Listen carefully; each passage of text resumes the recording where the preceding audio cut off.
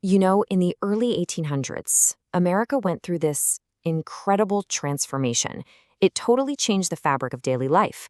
And we're not talking about a war with guns and soldiers. This was a revolution of a different kind, a revolution of technology, of commerce, and really of society itself. So let's dive into this massive shift we now call the market revolution. So picture this. It's 1815. There's this incredible sense of optimism in the air.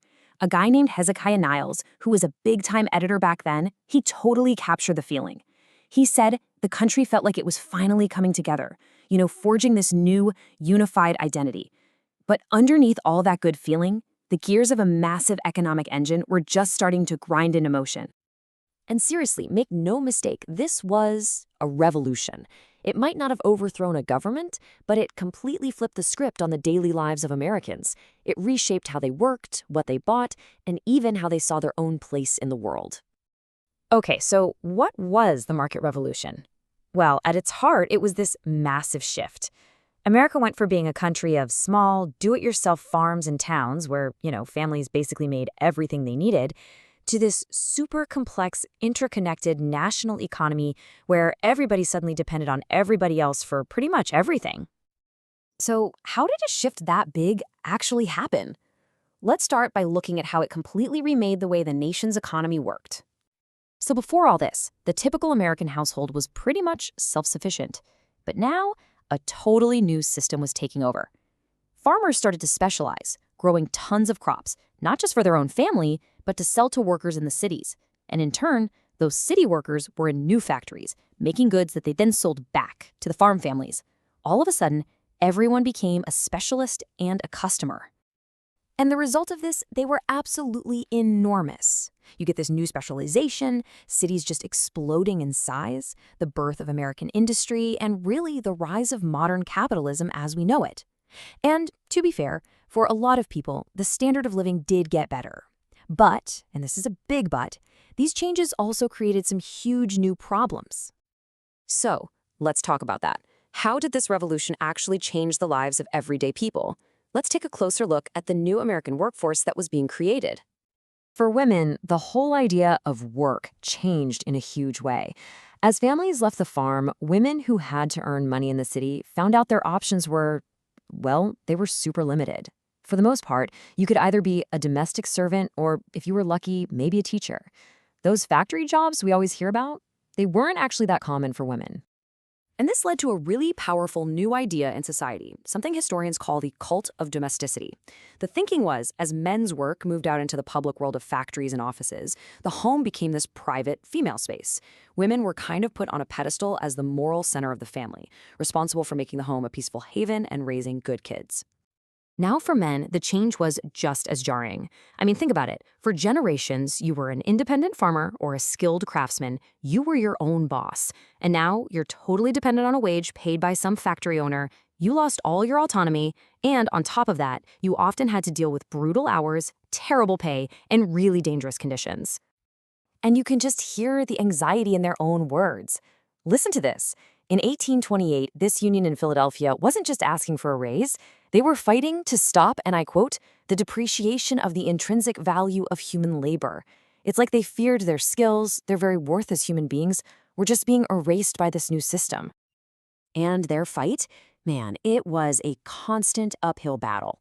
These early unions were getting hit from every direction. You had these massive economic depressions that would just wipe out jobs.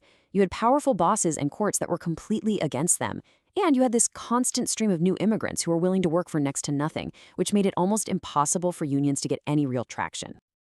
That stream of people is such a huge part of this story, so let's talk about the incredible population changes that were pouring fuel on this new economic fire. I mean, the sheer scale of the population boom is just staggering. Get this, in the 25 years between 1800 and 1825, the population of the United States doubled. And then it happened again. In the next 25 years, it doubled a second time. This nonstop growth provided the workers and the consumers that this new market economy was just hungry to devour. So after 1830, a huge chunk of that growth came from immigration. What was going on? Well, it was basically a perfect storm. First, it got way cheaper and faster to cross the ocean. Second, you had terrible crises in Europe, like the Irish potato famine, that were pushing millions of people out. And third, America had this glowing reputation as a land of freedom and, maybe most importantly, a place where you could make a buck. So all these new people had to live somewhere, right? And more, that somewhere was the city. And the shift was just so dramatic. In 1800, America was a super rural country. Only about 5% of people lived in cities. 50 years later, that number had tripled to 15%. A massive change was happening right before people's eyes. But this crazy fast growth had a real dark side. The cities just weren't ready for it. So you saw the explosion of slums with people crammed into filthy housing. Infectious diseases spread like wildfire, and crime rates went through the roof in these new, dense neighborhoods. And here's the thing. This new industrial power was not spread out evenly at all. This chart from 1860 tells a pretty shocking story. Just look at the value of products coming out of the North Atlantic region, over $1.2 billion. That is way more than the Old Northwest and the entire South put together. And when you see it laid out visually like this, the difference is just, whoa, it's stark. The economic might of the industrial North was just on a whole other planet.